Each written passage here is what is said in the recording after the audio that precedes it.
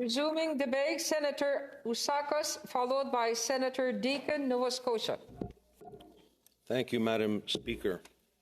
Honourable colleagues, in my 13 years in the Senate of Canada, I don't think I have risen on a more important debate and issue than this one. I want to remind all senators in this chamber that our fundamental role when we were summoned to this place is to be the voice of our regions, to be the voice of minorities in this country. Voices that need to be heard, voices that need to be represented when they feel they're not being adequately represented, particularly in the other side, but also when they feel that they're being trampled on by the executive branch of government. There's no role more important in this place than the role of oversight of this institution on the government. And in this particular instance, we see a government where 1 minute these protesters, convoys were coming to Ottawa and they were marginalized by the Prime Minister. He called them a fringe minority. And the next minute, this fringe minority, the small group of Canadians that are anti-vaxxers and anti-mandates, all of a sudden became such a threat that we had to impose something that's been done in this country only 3 times before in the history of this country. So clearly, from that admission, the Prime Minister was wrong when he called this group a fringe group, a minority. Colleagues, it doesn't take a genius to figure out that it wasn't a fringe group. It isn't a fringe group. This country is deeply divided like I've never seen in my 50-plus years. A proud Canadian, I've seen governments come and go. We've seen many crises in public discourse in the country, but never in my lifetime have I seen the deep divisions. And it's moments like this when the executive branch of government has an obligation, and every prime minister has an obligation to put the nation's interest above the interests of himself, his party, and partisan politics. I saw that many times under the leadership of Stephen Harper. I saw it firsthand in his caucus. I saw it under the leadership of former Prime Minister Jean Chrétien, who I always appreciated. He put the nation first, regardless of political differences at various times, and God knows he had some very tough crossroads to manage in this country. I saw that under the leadership of Brian Mulroney as well. I know there's always a temptation on the part of politicians to wedge, to divide for political benefit, and I've seen firsthand that it works. But in these moments of an existential crisis, all prime ministers are obligated to bring the parties together, not to throw fuel on the fire, not to call protesters names, not to call them extreme right or extremists or racists, or a few other words I won't even mention. We've had this debate and there's no point to revisit it. That kind of political posturing is completely unnecessary. And we saw this government do it in the last general election where they tried to create the atmosphere of them versus us. Somebody did some polls. So they realized, wow, 80% of Canadians are double vaxxed. So we'll make an example of the 20% of Canadians that don't want to be vaxxed, or are vax hesitant, or have medical conditions, or have a phobia, or whatever the reasons may be. I believe in freedom, yes.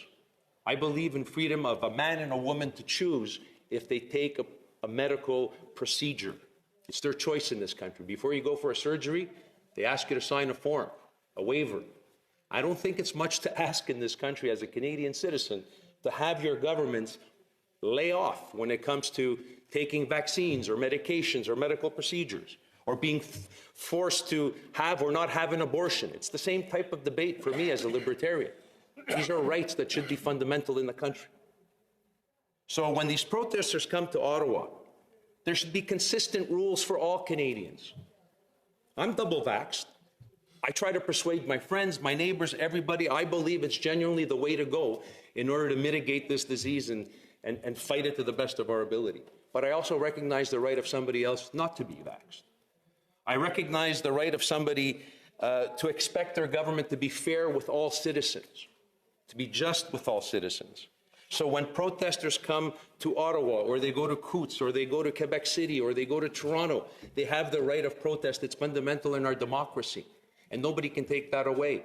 But you know what? When protesters went to the G20 a few years back, they had the legitimate right to protest.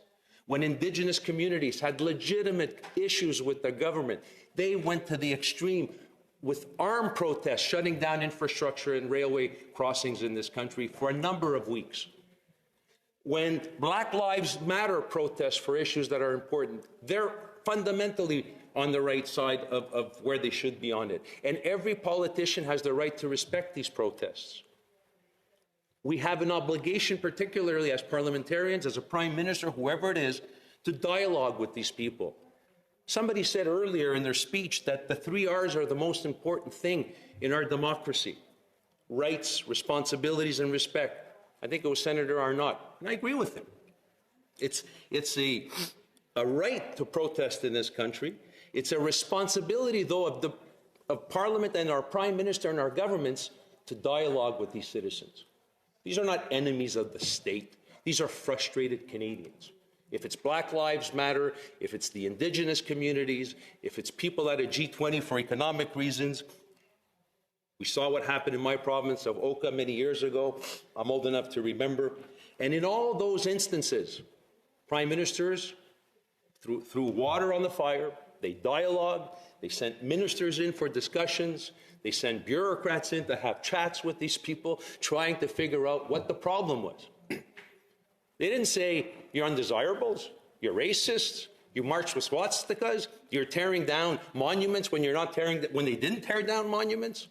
We've had other protests in this country which desecrated monuments across the country, which burned down religious centers of worship. The Prime Minister didn't run out to invoke the Emergencies Act. He dialogued. So why in this instance did he choose to do otherwise? Is it because maybe he thought the poll numbers were on his side? Maybe he thought he'd get away once again of trying to create the us majority versus them, the minority? And then all of a sudden he started realizing even us double-vaxxed people are frustrated in this country. We're frustrated with mandates that are not fair.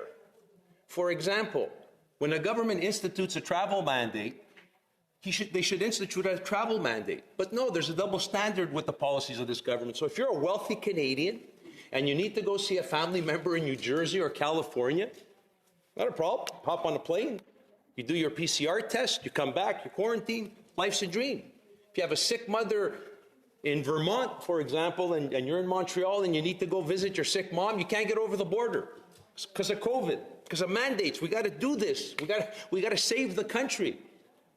But of course, if you sit back and think about it, so the sacrifices are going to be done for those who can't afford to get on a plane and drive over a border, and those who can fly, well, you're good. More double standards. We have a case in point where we had protests at Coots. We had protests at the Ambassador Bridge. Governments, police authorities there were able to bring down the temperature. They were able to resolve that issue. Nobody called the Prime Minister and said, give us the Emergencies Act or else we can't get it done.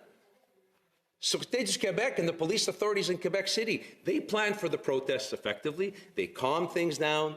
They dealt with it appropriately. There was no need for emergency measures. So this is the kind of irresponsible behavior on the part of the government that just can't be excused. It just cannot be. This Prime Minister has tripled down for political expediency and nothing else when he saw that he was losing. And to this day, he hasn't once taken any responsibility for this issue.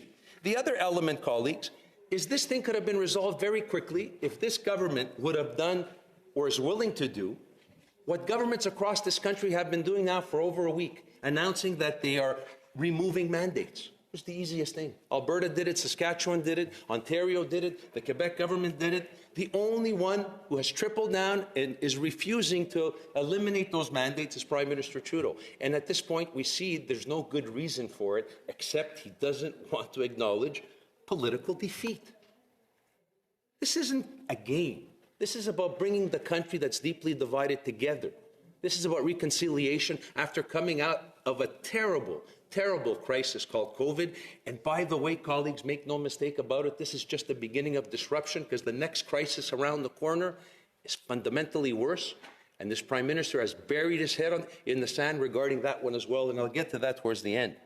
But he's invoked an emergency measure, which again was unnecessary, given the police and police authorities in this country overkill, overarching authority essentially to do essentially what they want without any accountability to anybody. And the government leader yesterday pretty much said to us that, trust me, trust the government. There's enough evidence to justify this. I haven't seen it. He acknowledged that he hasn't seen it. I think Senator Tanis asked him about it. We haven't seen it, but the Parliament of Canada, trust me, we can freeze accounts. We can give the police all this authority to take care of what it seems to me they should be able to take care of with our present laws. And if the present laws on the books aren't sufficient to manage a few protesters in Ottawa and on Parliament Hill, we're lawmakers. Let's change the laws. Let's not tell the government, take over, be a dictatorship. Come to Parliament and say this is what we need, and we need it quickly. As you've seen, Senator Gold, we are very agile in this place over the last 2 years. Everything you've asked of your colleagues in the Senate, we've done relatively quickly. You need billions of dollars, we approved them. We need changes in order to deal with COVID, we've dealt with them even when we had reservations. We haven't pushed back. There hasn't been any hesitation. But telling police officers, go ahead and you decide who enters your parliamentary precinct, you make a list of who's appropriate to enter and who's not, I find that unbelievable.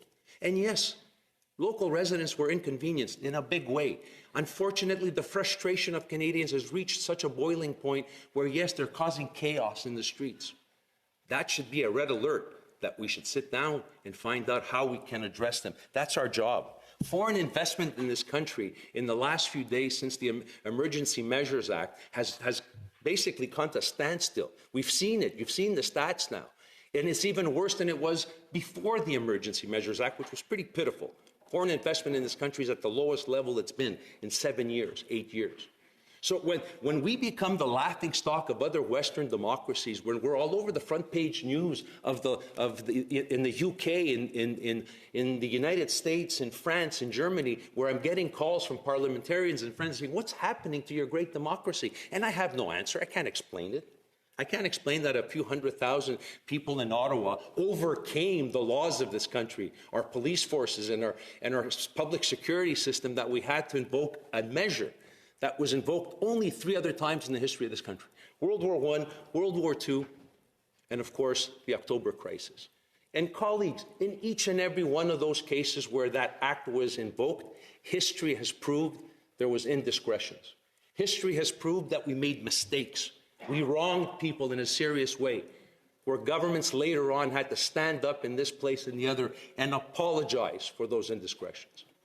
So it's not good enough, colleagues, to say, trust the government. It's not the role of the Senate or the House of Commons to trust the government. That's for the people to decide during elections if they want to trust them or don't trust them. This place, our job is to question them, is to see the facts before we're forced to vote on certain things. Now, we also have a Prime Minister, in addition to calling people names, he has another talent. He likes to reinvent things. Like all of a sudden, the government leader in the Senate has become the representative. Partisanship has become an evil thing in public debate. Independent parliamentarian is a parliamentarian that rubber stamps their political program and their government agenda. Extremists, racists, extreme right wing. These are all code words for anybody who opposes us. We're going to tag you. We're going to put an etiquette on you. That's, like I said, politically very astute. It's worked very well so far. I think it's slowly catching up to him. And colleagues, Prime Minister Trudeau said at the beginning of this crisis, we're all in this together. That's what he said. He said, we're going to be in this together. Unless, we have your back. But unless you're a trucker. If you're a trucker, you're on your own. Unless you're not willing to accept a medical procedure. If you're unwilling to take a vaccine, you're on your own in a big way. Unless you can't afford to fly on an airplane, you're going to be locked in your house and quarantined by this government because somehow there's different rules for those that can get on a plane and different rules for those that are going by with 4 wheels because they can't afford to do otherwise. I'm seeing, colleagues, unfortunately, this dangerous thing developing in our country, and it's called the bureaucratic oligarchy, where people like us, we have the privilege of a paycheck every couple of weeks, guaranteed. We have, as do all those who work for government agencies across this country. So during this COVID crisis, we saw, yeah, the government had the back of all those people. Our employees were working from home. We found ways to accommodate them. Our employees, we made sure that their paychecks were on time. So there wasn't as big a hit as those other citizens who are not part of the bureaucratic oligarchy like I am. I have that privilege. Other citizens who actually have to work in the private sector, who have been hit with a 30% pay cut, who unfortunately have lost their jobs and they're starting to feel the pain. So colleagues, all I have to say in conclusion is the following, that we have an obligation to make sure that this divided country has some reconciliation, comes together and recognize that we have to represent the interest of all Canadians in dealing with this crisis. Because now we're getting through the crisis of COVID, but the next one, and you all see it, go to your grocery store. And it's $200 to buy a roast to feed a family of 3 or 4. Again, the bureaucratic oligarchs, us privileged, we can afford it. Housakos, but your time has expired. Thank you, Mr. Speaker.